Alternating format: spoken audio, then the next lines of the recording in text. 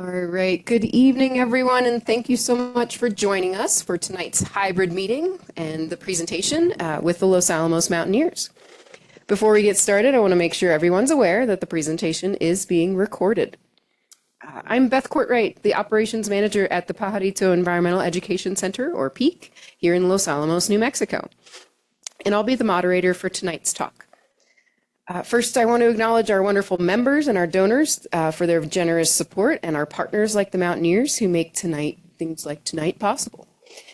For more details about this and other PEAC programs, you can visit peaknature.org. And just a couple logistics for the presentation before we get started. Our presenter will be taking questions. They'll be taking questions via Zoom chat and from the in-person audience. So for those of you watching from home, you can find the chat feature in the Zoom menu bar. You can type your questions to the one that says Peak Moderator in the chat window anytime during the talk, and I'll read them during the Q&A at the end. Please remember that not everyone in the room here with us can have a microphone on them, so there may be a delay when we're listening to those questions from the live audience. Don't worry, we'll be back on in just a second, and we'll repeat that question for everyone to hear. Last thing, after the talk, you'll get a short evaluation in your email. Please do take a moment to fill that out. We really do read them. I really do. I love the jokes from a couple months ago. Those kept me going. And your input really does help us improve our future programs. All right, passing it on to Evan to start the Mountaineers meeting. Evan. All right. Thank you, Beth. I'm Evan Rose, current president of the club. Let me go through and show you the agenda for tonight. She's not going to do it. Give it one click.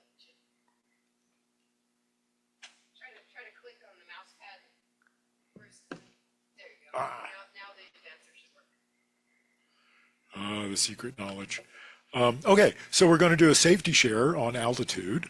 There's still some time to get up into the 14ers, and so we want to remind people of safety issues. Then Norbert Enslin is going to talk about one of our members who recently passed, and we'll have a short presentation on his life.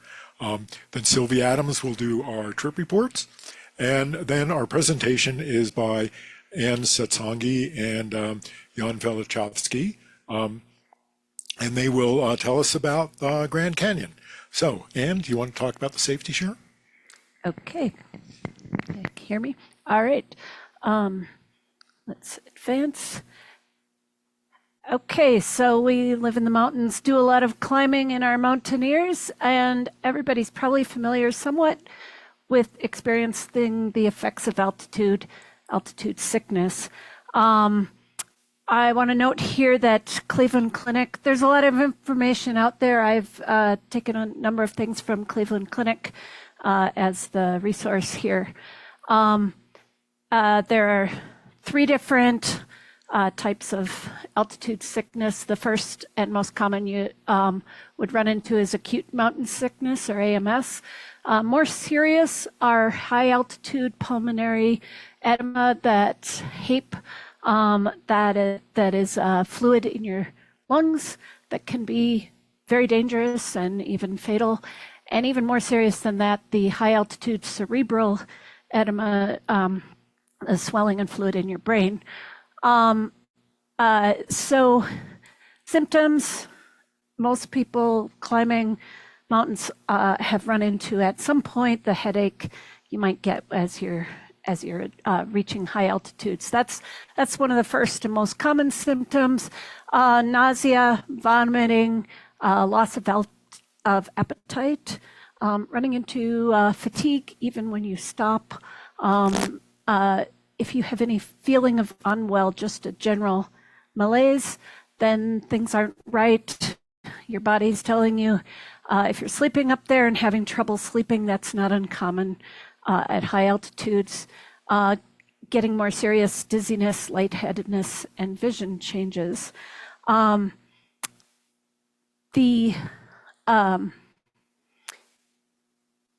Sorry, just it changed perspective a little bit. So I do want to note a couple interesting facts. You see my dog here. up on Santa Fe Baldy, research on pets. Pets can get this too. So watch your dog you're going with, or the llamas you bring along, or whatever. If they are showing signs, they can get altitude sickness. Another interesting thing I found was studies of aging. As you get older, you actually get better with altitude sickness. Now, the contrary is that if you push yourself really hard, if you run up the mountain fast, you'll get symptoms more. And so your fitness level is another factor in that. So if you're not the same fitness level when you're younger, it might complicate things. But in general, just age is not a factor. It in fact improves. So those were interesting side facts. To prepare, make sure you acclimate. If you have people from out of town coming to Los Alamos, make sure they spend a little time before they go climb the high peaks. Hydrate well, pre-hydrate before you hike, bring plenty of water along. Medicate, there are altitude sickness medications that are effective, but you want to also be careful that you're not masking something. Up on the mountain, taking your time, stopping and resting, drinking a lot, keeping that hydration is helpful in working with altitude sickness. But it can be very serious and it can come on fast. So if you're getting beyond just a mild headache, the advice is to descend and to take that seriously. If your symptoms are getting worse, descending immediately is the thing to do. So a question here.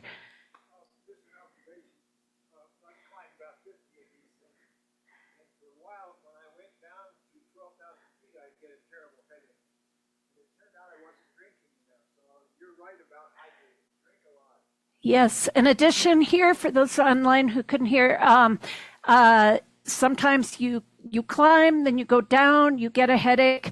It turned out to be hydration. Hydration is really important, so getting that hydration.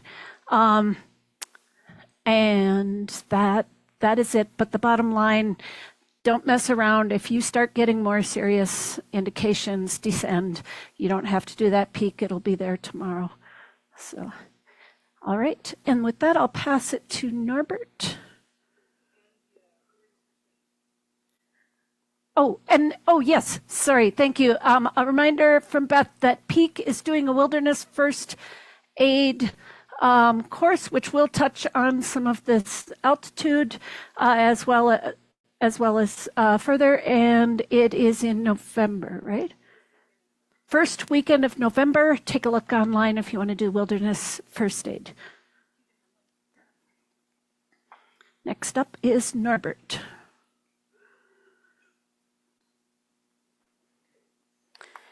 Yep. And just this button here.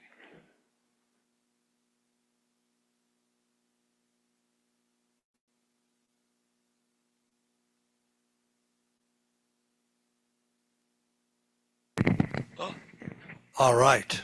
Okay. So a longtime mountaineer, Peter Walsh, passed away last month, and we were all very sorry to hear that. But thank you for the chance to come up here and just to share a few slides and a few memories from his career with our club. Here's a nice picture of Peter and his longtime partner, Diane Roussel Dupre, in the High Sierra.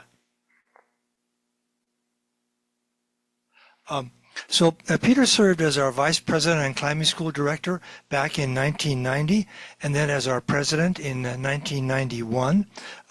He was a very enthusiastic climbing school instructor. I remember he would just give the students long instructions about how to do things, give them stories about experiences. He was really very, very gung-ho on that. And here's a picture of him in the orange helmet, giving a hand to one of the students on one of those climbs at the Y that has a really awkward start. Peter did a lot of interesting things in his life, but he climbed with us for about 20 plus years.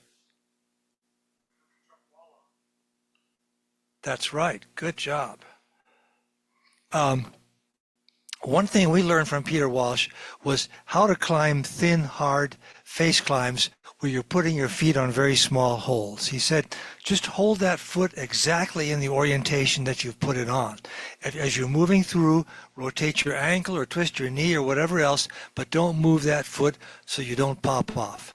That was really great advice. It saved us a lot of falls over the years, and we try to pass it on when we remember. Rick Smith did a lot of climbing with Peter Walsh. They did some very exciting run-out first ascents up in Cuesta Dome, and Peter told us some really scary stories about enormously long run-outs of very, very inadequate belay ledges, just feeling really gripped on those climbs. But they both survived until this year. Peter joined the club's trips to Yosemite, which we had back in the 1980s. We did a lot of nice climbs with him in Yosemite Valley on the Glacier Point Apron or up in Tuolumne Meadows. And also our Australian friends were there at that time. We all did some climbs together. Here's a photo of Peter and Diane in the High Sierras. Peter led the Clyde Minaret, one of 2 classic climbs that we did with him.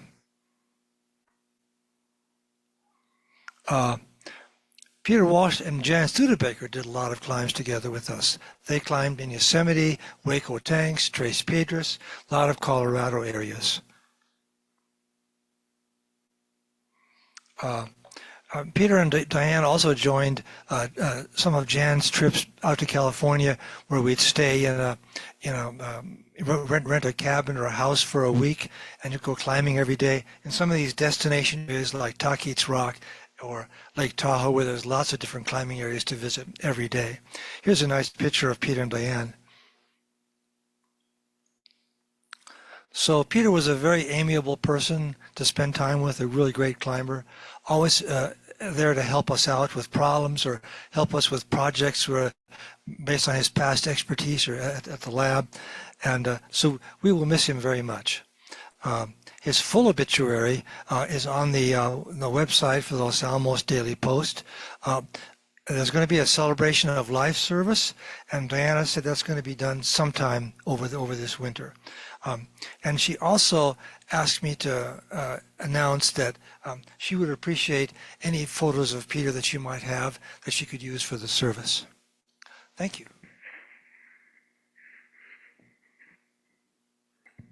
Thank you, Norbert. All right, so Sylvie, trip reports?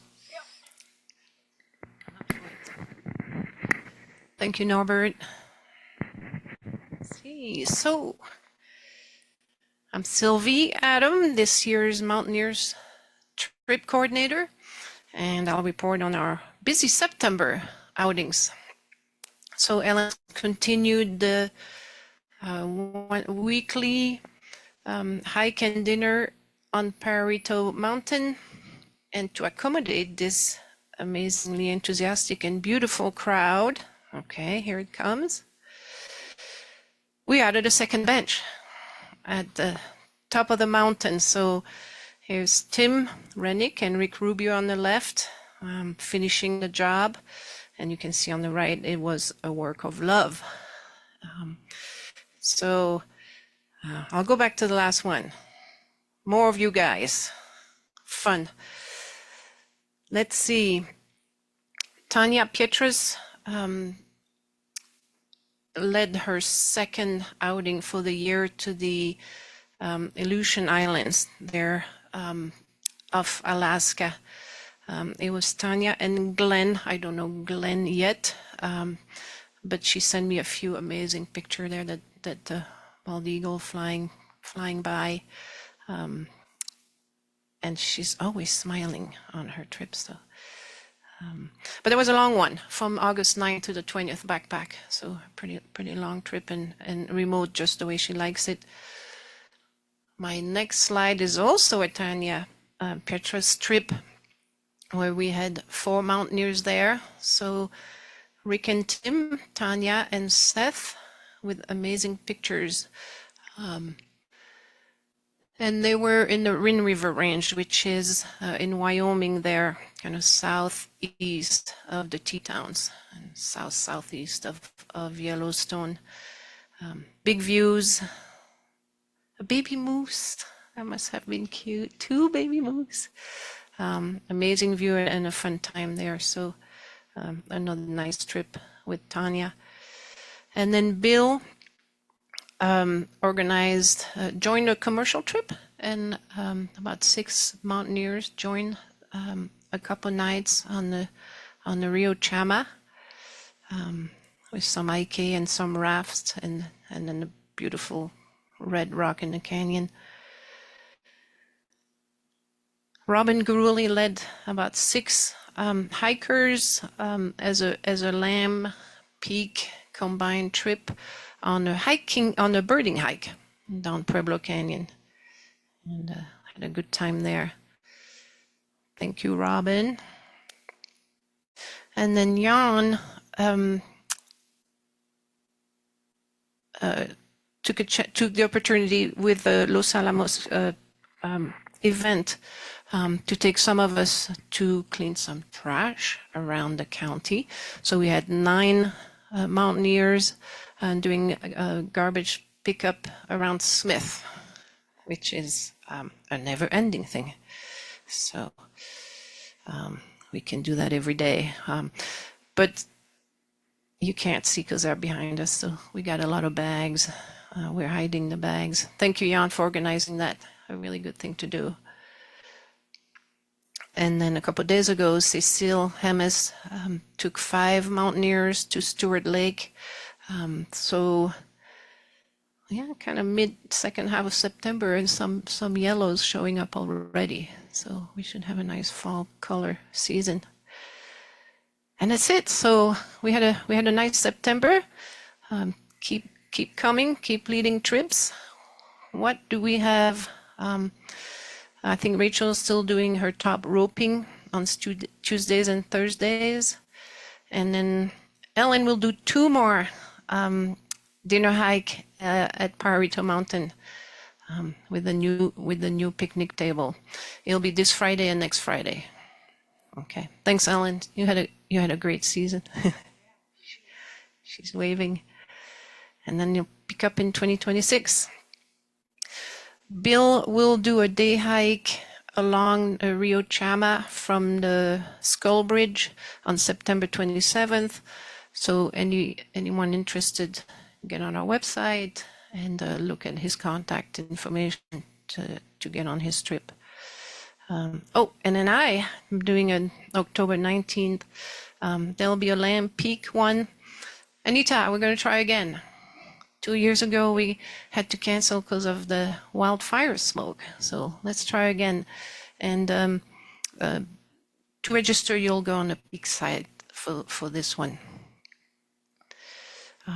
This is a week-long trip that Bill has planned for Utah around Hanksville. And he's trying to recruit you by showing you everything they're going to try to do on that trip, including Horseshoe Canyon pictograph panels, which is amazing. So again, if you're interested, go on the Mountaineers website and look up the contact information there. Bill has his annual week-long bike hike Explore in Moab in November. He's got one in December in Bluff, Utah. Also an annual thing for hiking around Bluff. And then mark your calendar. We have a date for annual potpourri. So it'll be December 12th at Fuller Lodge. And look for an email from Anne, our program coordinator. She will solicit suggestion for talks. You'll get an email with kind of what we're looking for and a deadline. And so we'll take the suggestions from you guys and select 6 10-minute talks for our potpourri meeting on December 12th.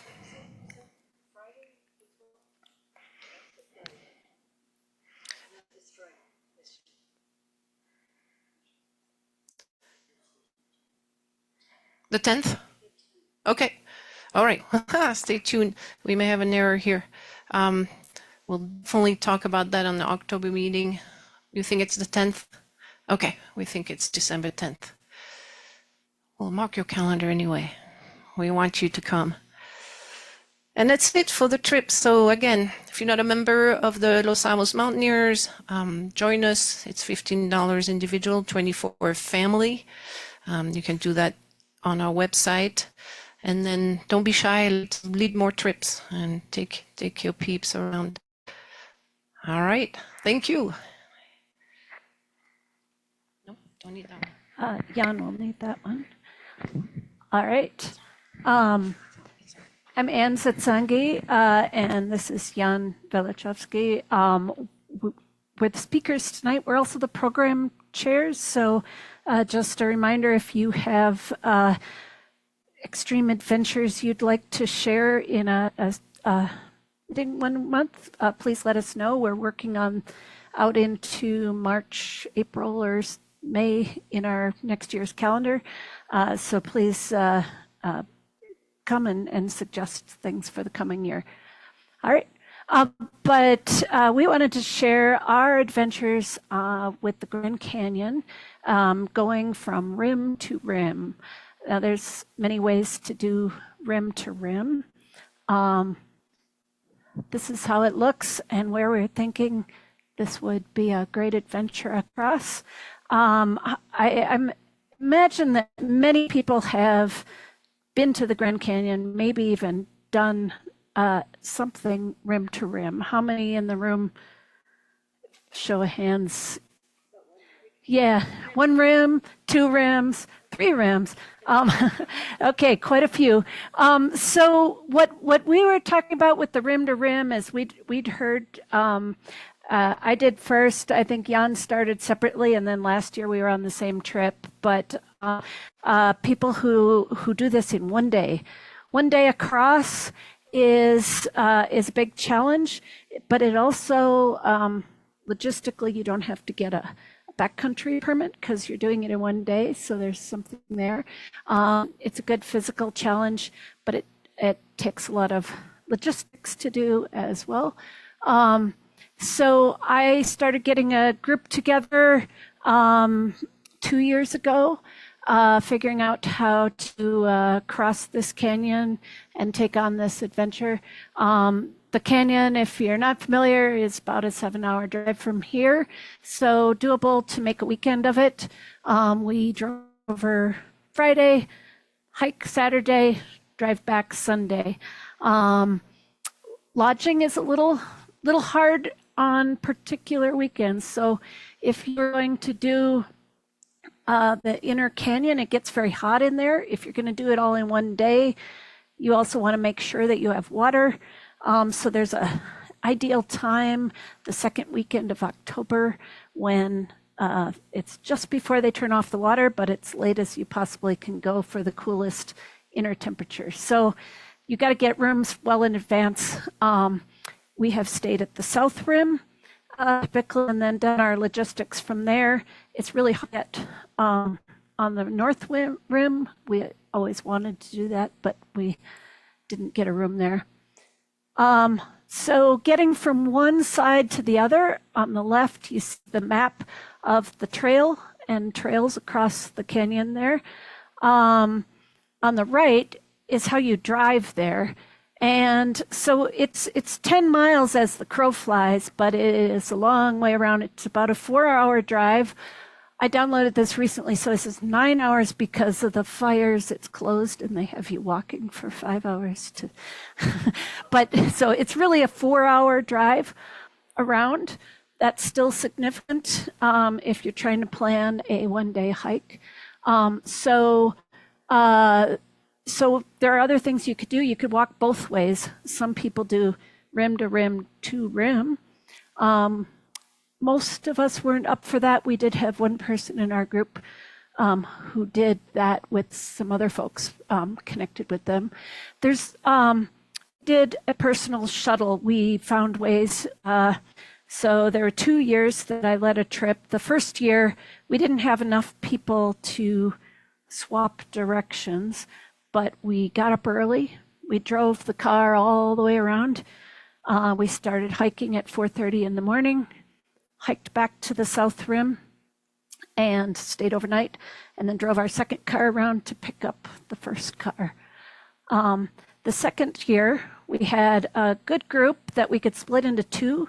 So one group left early in 12:30 in the morning, drove around. So they left their car on the North Rim, started hiking across, and they finished and went to the hotel. The other group started at 4:30 in the morning hiking north. They had a car waiting for them, and then they drove back afterwards. If you do this, there's another option is to pay for the shuttle service. They do have a bus that you can take. It's about $120 to do. So that's another way. There is a lot of information available. This is just one of the pamphlets online. It's I know you can't read the details. It's just to show there's a lot of information there. This is from the National Park Service. There's a backcountry office. And there's also a lot of other web information and recommendations on how to do things to plan your hike. But big question is, do you want to go north to south? Do you want to go south to north? There are some differences. This is the general trail. Generally, it's recommended if you go south to north that you have two options. You start on the south, the blue trail on the left side is the Bright Angel Trail. The purple trail on the right is the South Kaibab Trail. So those are two options to go down. If you're starting on the south going north, it's shorter to take the South Kaibab, but it's also steeper and there's no water there. So it is an option to make your route shorter as you're going toward the north. If you come from the north and down, you have those two options, but you'll be coming back up in the afternoon, and it is very nice to have water. So generally the Bright Angel Trail is the option for going north to south, which makes it a little longer. I'm going to pass it on to Jan in some preparations. Thank you, Anne. So I would like to stress out first that Anne is to plan the trip. I was just a participant, so I will try to bring you my experience from the hike.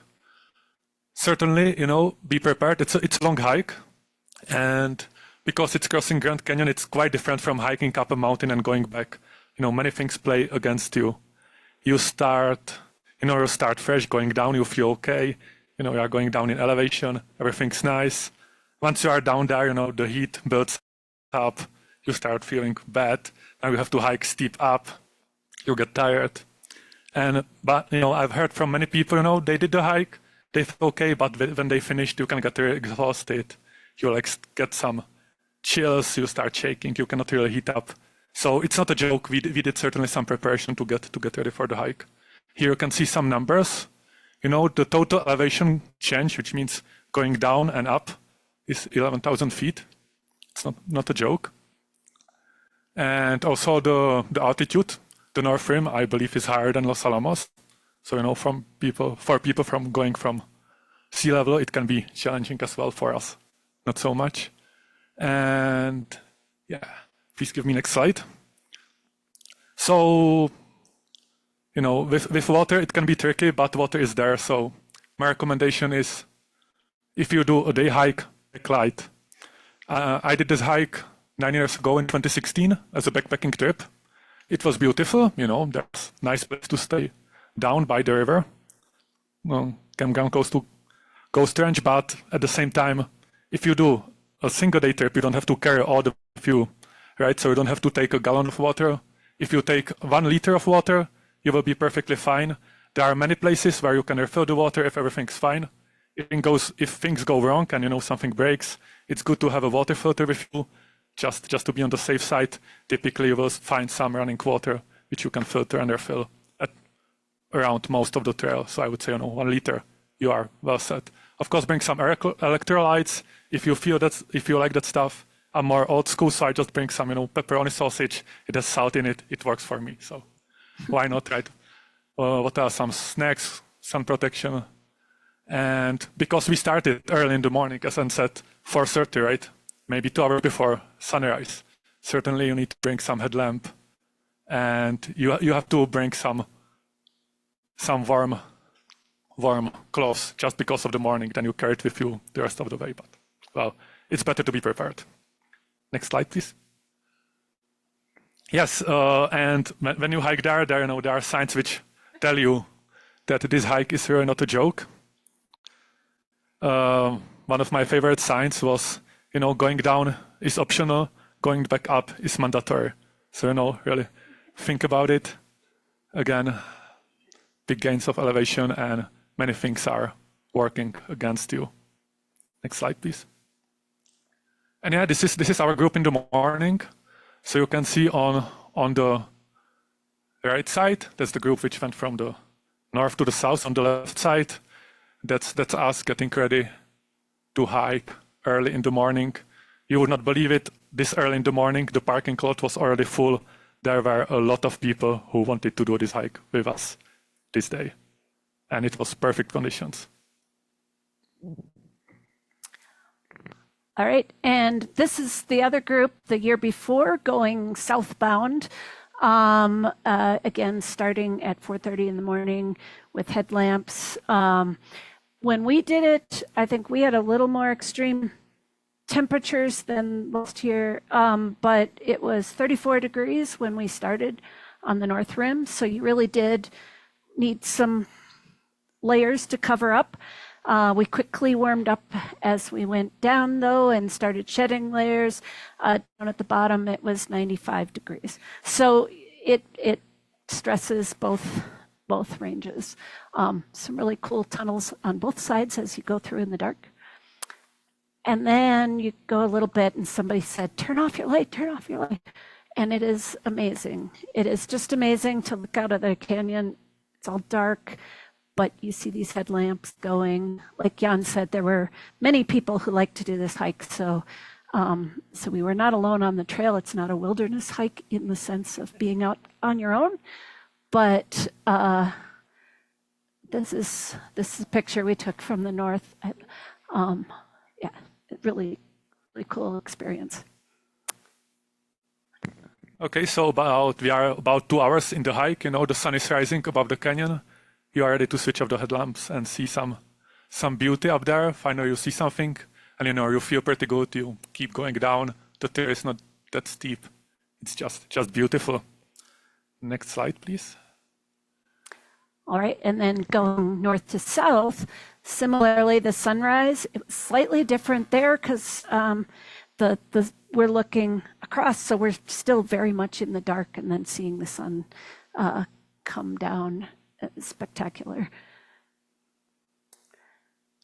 And then every time you turn, each time it opens up, it gets brighter and brighter, and each level, and it's like pulling back layers of the canyon as you go. I wanted to note again the heat difference. I said we started, it was about 34 degrees. We were wearing jackets and pants, but we quickly got down. One thing we were worried about and conscious of the whole time was how hot is it going to get in what's called the box. Then the box is on the north side, a couple miles before you get down to the river. And you can see it's just straight walls of rock. It's pretty narrow, and it heats up like an oven there. So that was our concern, is to get through. We actually got through the box just before the sun started hitting that rock wall. But it was amazing and beautiful. You can see how the path is along there. Most of the trail is like this, pretty well. It's well traveled for sure, and it's pretty good footing. We actually did a little running on the way down. In some ways, kind of a rolling jog. It's a little easier on the knees than walking the whole way, if you find that. So that's what we did. All right.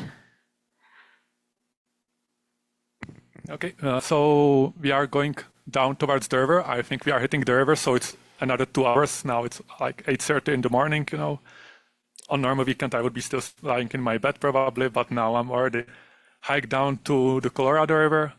On the way, as we said, there are plenty of places not only to get water, but also to rest. There are restrooms. It's necessary if you have thousands of people on the trail. Sometimes you even have to wait, you know, for a break. But again, beautiful place. You go down, you know, you follow some small creeks. It's very nice. Next slide, please.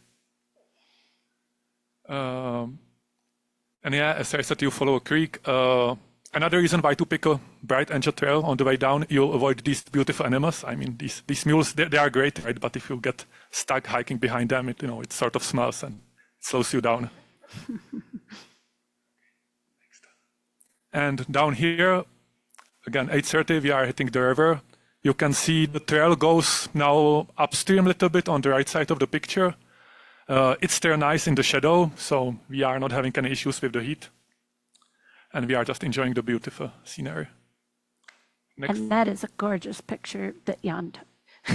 Thank you. So later we cross this little bridge to get on the other side, on the north side of the canyon. And there we hit a place which is called Phantom Ranch.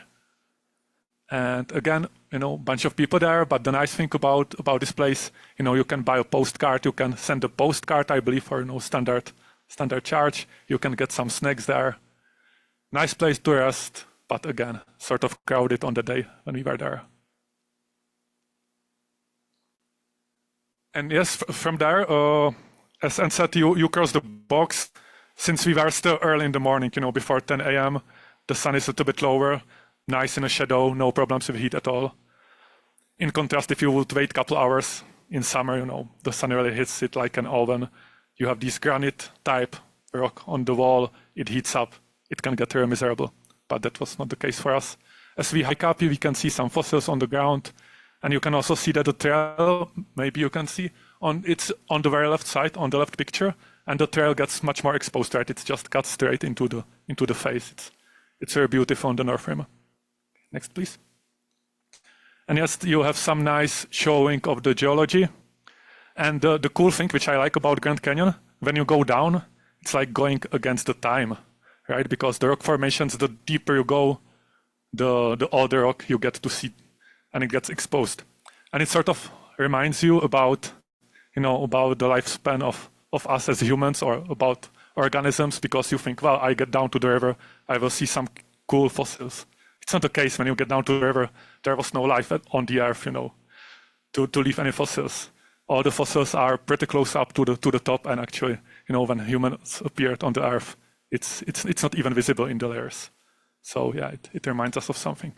But here on the picture, you can see, you know, on the right side, or on the left side, you can see the drawing, and on the right side, you can see exactly the same on the rock, and it's just fascinating. All right, and as you head up the Bright Angel Trail, this is a little taste of that. There's many switchbacks. There are throughout the canyon, but there's something called the Devil's Corkscrew here with many zigzags.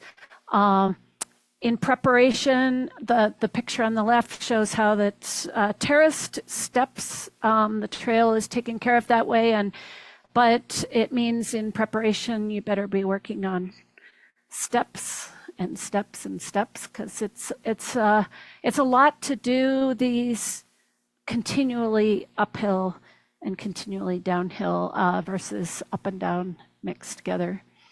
And every switch turn, you turn and you look out and you see that canyon there, just gorgeous. As you come to the top, there's another tunnel. Then you know you're almost there. There's lots of reminders, again, about the heat. And maybe we're interweaving this and stressing a lot, not to underplay the heat, that there's water along the way. There's reminders that you should get your shirt wet. We saw people who went down a little bit and up struggling with some of the heat, and it's like, just get wet. It makes a big difference, that evaporation of your shirt. you can see in this sign, this is just at the Indian Gardens. It's already 92 degrees there, and that's only halfway down, so it can get hot there. The water is plentiful along the way, but they do have problems with the water system, so it's not always dependable. There's information at the top day by day what the situation is, but as you pack, it is important to have filtration systems. There is a stream along the way, most of the way on both sides, so if you had to filter water, that's an option, but you need to be prepared for that if the pumped water system is out. And is there wildlife along the way? This we saw on the south side as we were going up to the top, this bighorn sheep. So they are there. There's a lot of people on the trail, so you don't see a lot, but those and some birds and are there. And then we had an interesting sighting as we came up the south side last year. This helicopter, usually you don't want to see a helicopter in the Grand Canyon. That's an emergency usually, but they've been doing a lot of work to improve the water line. So they were delivering tools and machinery to work on the Trans-Canyon Waterline project.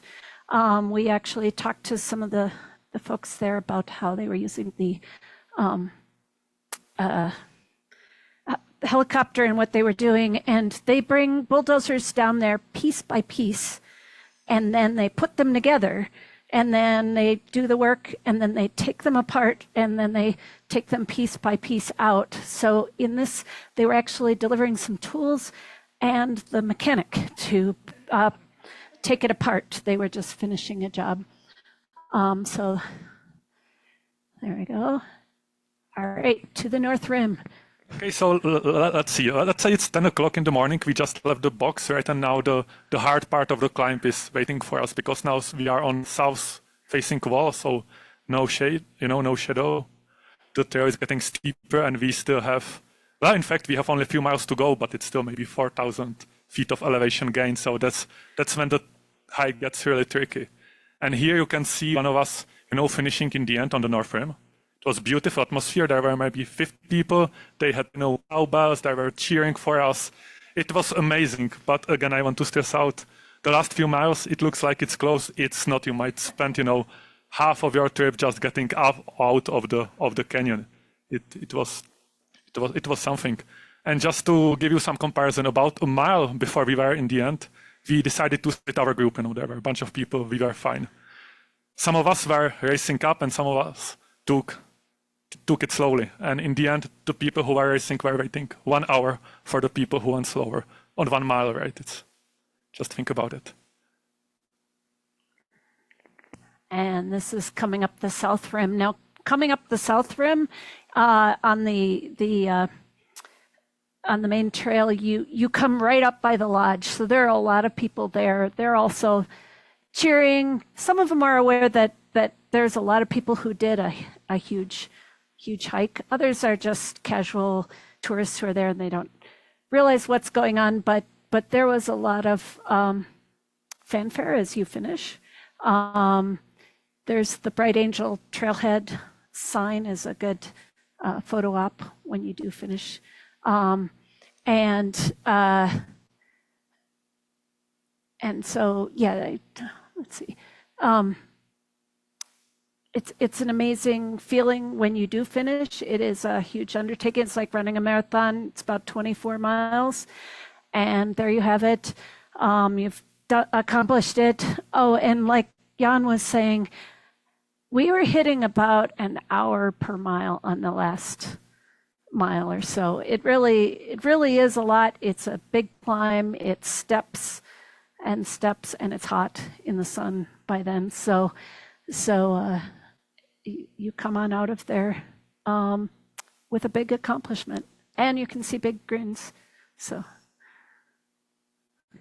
Okay, so it's about 5 p.m. in the evening. We finished the hike, right? We jumped into the car, which is waiting there for us from the morning, from the group which sacrificed itself to drive through the night just to get the car there for us. So, you know, we are very thankful to them. Anyway, we jump into the car and we drive a couple miles to the lodge on the North Rim, which used to be there. Unfortunately, the lodge is gone because of the fire which happened there recently. Anyway, we had a nice snack there. And, you know, we are ready to drive another 4 hours to rejoin the group on the South Rim. Yeah.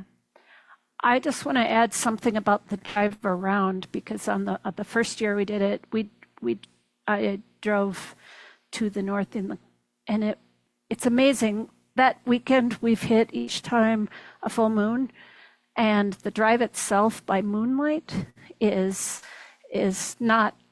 It's not a hard undertaking. It's 4 hours, but it's a beautiful drive.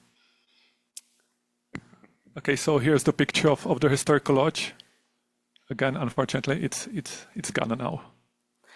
And can you advance, please? Yeah, go ahead. Yes, so here are some facts on the fire. It started on 4th of July. They claim it was lightning. You know, I find it suspicious, but whatever. Up to, or as of last week, it was still not completely contained, but I believe the fire is not spreading anymore. So, you know, when things get on fire, it keeps burning there.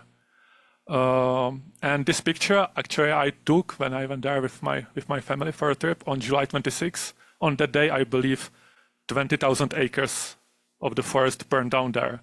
And you can see this is looking from the south rim to the north, right? Pretty much similar to the picture on the beginning of our presentation. And you can see the fire pretty much all over the place, including the trail where we finished last year. And on the right, you can see the map and sort of the lower part of the earth thing. That's the road towards the lodge, and somewhere there going up from the canyon is where you hike. So we hope they will eventually repair the trail, you know, open it to people, but now the trail is closed on the north rim, and you know, the cabin is waiting to get rebuilt. Yeah. So they're doing a lot of work. There's the Grand Canyon Conservancy organization has plans to rebuild the lodge and the North Rim campus there, but we expect it'll take a little time. We did cancel our trip this year. We hope to do it in the future. But for now we're living our fond memories, and looking forward to it when they recover and we could go back again. So with that, we'll take questions.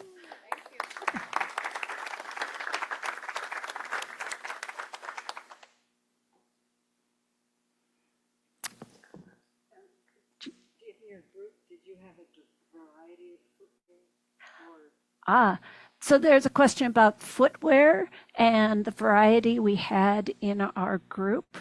I think in the small group that I did the first year, I think all of us wore running shoe type of footwear.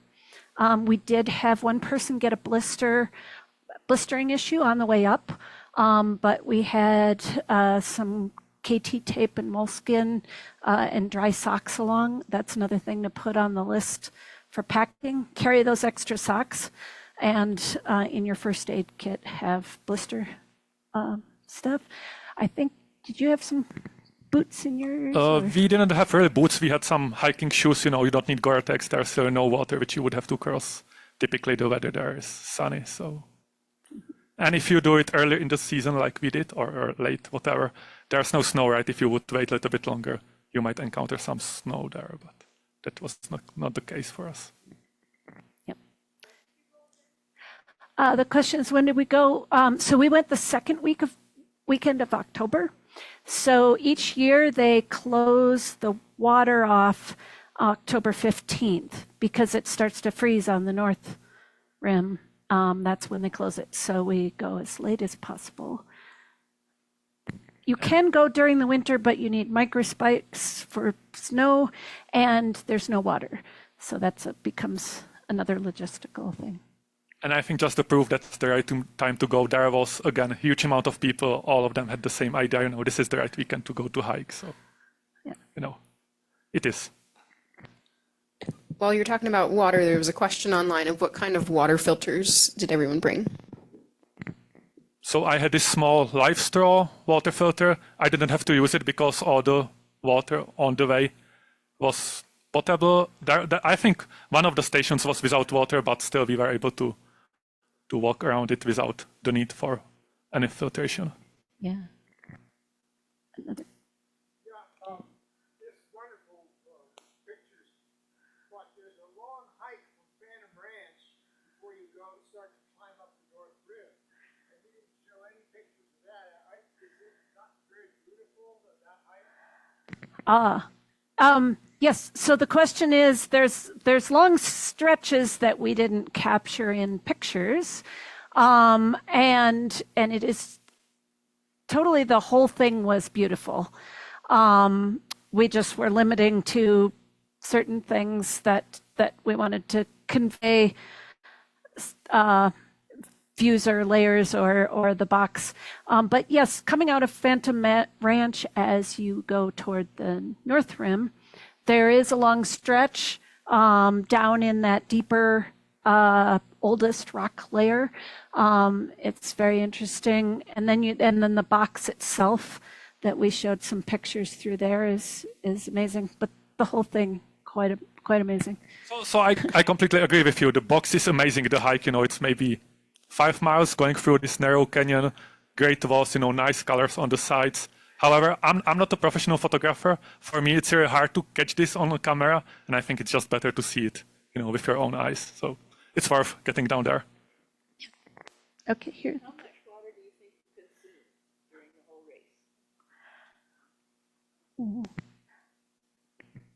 race? I carried 2 quarts of water. The question was, how much water do we think we consumed? I carried 2 quarts of water. I filled it up several times, and I didn't track specifically, but I would think probably 8 to 10 quarts of water. I don't know. I drank a lot. Yeah, I didn't track exactly. I would guess maybe 5-6 liters, carrying one refilling every time when it's possible, drinking as much as I can before I start hiking. But at the same time, with the timing, how we did it, I would say 80% of the time we were in a shadow and the temperatures were really manageable on that day if you start early in the morning. So that helps a lot. Jan mentioned that at the Phantom Ranch, they have postcards you can mail out. They particularly stamp them by mule, delivered by mule. They will put them on a mule out. But since you bring up how much you drank, it's also notable, everybody said as you're going, you've got to get lemonade. The lemonade down there at the bottom is the best. I guess it's standard lemonade, but it really tastes good when you're just down there. So you can add that to the liquid count. Electrolytes too, particularly on the way up, we were adding a lot of electrolytes. I mentioned that the first year when I did it was a lot hotter, about 95 down at the hottest part. And coming up, there's one place where there's a little stream. We actually just laid down in the 3 inches of water and got ourselves all wet to help cool off. It was hot. Other questions? Yeah. Did you see any condors? The question is, did we see any condors?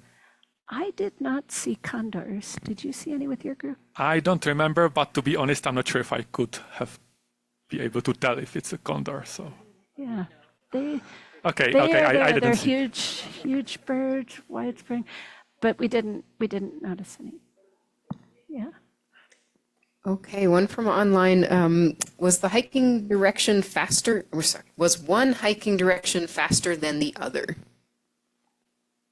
So yes, originally we thought that the group going from the north to the south should be faster. In our particular case, it was the opposite. The group going from the south to the north finished first. Yeah. So It's not a satisfactory answer, but that's how it was in our case. It's true. As a part of our logistics, if you were really eagle-eyed and caught it as it went by, in my spreadsheet and everything, we had pace groups because we tried to match people in a group, and it was true that the slow group beat the fast group. So, yeah. So generally, I think it took your group 11 hours, is it? Something like that, yes. And it took the other Probably 12. 12. And then, but the year before, the group that we did in 10 and a half, going north to south. So there's a range there. I think the average is 12 hours.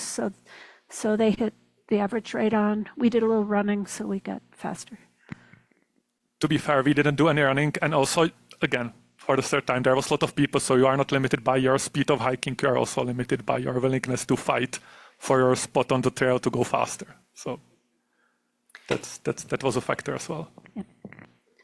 All right, a couple questions from Lane. How hard is it to get a backcountry permit first? And there's a couple of follow-up questions too. Okay. So I understand it's somewhat challenging to get a backcountry permit. That would be one reason for doing it the way we did. We didn't need a backcountry permit for this. You need that if you're going to camp. So this alleviates that pressure.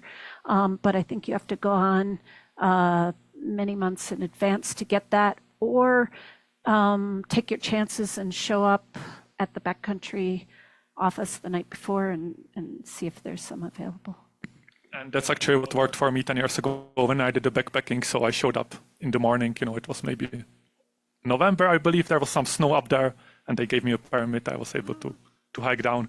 The nice thing, once you get to the river, it's 50 Fahrenheit, it's nice and warm. Okay, so if you're doing a rim to rim to rim, which way would you start? So that probably depends where you can get lodging. Because the North Rim was so beautiful, and it's so sad about the fire and everything that burned. But we spent a little time going in the lodge and walking around the campus there after we picked up our car the first year. And it was, but it's very hard to get in, it's very limited. And so I would think if I could get lodging on the North Rim, I would go north to south and then south to north, but it's more likely to get lodging on the south, and then you would start that direction, and it would depend on that. And you're saying that you would do that all in one day, because their last question was where would you overnight? But I think if you did rim to rim to rim, it's all one day as well. So we did have one person in our group who had some other friends coming, so they didn't go alone. It's not advised to do any of these alone, but they started out around the same time, and they did from the south to the north and then back to the south in one day. I think it took them about 22 hours. So they were both starting and finishing with headlamps. So that's the type of thing that we were looking at. There's whole other approaches to camp, and there you need the backcountry permit. There are options for camping to do it in 2 days, 3 days, 5 days. So those options are out there. When I had the chance to choose for backpacking, certainly by the river, because that's the warmest spot. You want to be warm during the night. And you can set up your camp there. The next day you go up the rim, you go back. Everything is ready, and the next day you just hike up. So if you get a chance to stay by the river, I think that's the best place to camp. Okay, someone wants to know if there's cell phone signal anywhere in the canyon in case you needed help. There is not. I think some people bring some inReach, but the cell phone coverage is only the first mile or so by the upper parts by the rim. After that, there was not cell phone coverage. on the other hand, every time we stopped, there were hundreds of people passing by. So I still have some hope in humanity. Hopefully they would help us. Yes. There is a phone at Phantom Ranch, though. So there is one down there. All right. What kind of practice trails or exercise routines helped you prepare for the trip? Well, we do love our Pajarito Mountain here. It's a good training, as well as the Mitchell Trail. We did do some group once or twice with a few people on Sandia Peak. One thing you could do on Sandia is drive to the top, and that way you can get the down first and then up effect that you don't usually get, because it's a little different that way. If you go to the gym, stairs, stairs, stairs, because taking those steps up, especially after you've done 20 miles and you have 4 to go, steps are really different than just walking up an incline. So those were things I found useful. For me, I would recommend, sign up for the Hemes Mountain Trail Run here in the spring, 50K. Yes. If you survive that, you are well posed for going through Grand Canyon. Okay, anybody else in the room here with us? You still have to train for the Yes, 50K, yes, yes, but that's once you've correct. got there, then you're in good shape. Yes, that comes with that. I'm sorry, Sylvie said that I still have to train for the 50K, right? It's not the 50K by itself. Oh, I definitely still have to train for any of that. Okay, I'll keep watching out if you're still typing at home or if anybody throws up a hand here in the room. But if those are all of the questions from other viewers, let's say thank you again to Ann and Jan for sharing tonight. I would just put out one last plug. If you think you want to do this in the future, I don't know if we can do rim to rim in a day next year. We'll see how long it takes to recover. But if you think you're interested in the future, feel free to reach out, because we might be getting groups together again. Wonderful. Thanks, Ann. Okay, everybody, just remember to look out for the survey coming to your email in a day or so. And thanks again for joining us. Everybody have a good night, travel safe, and we'll hopefully see you next month.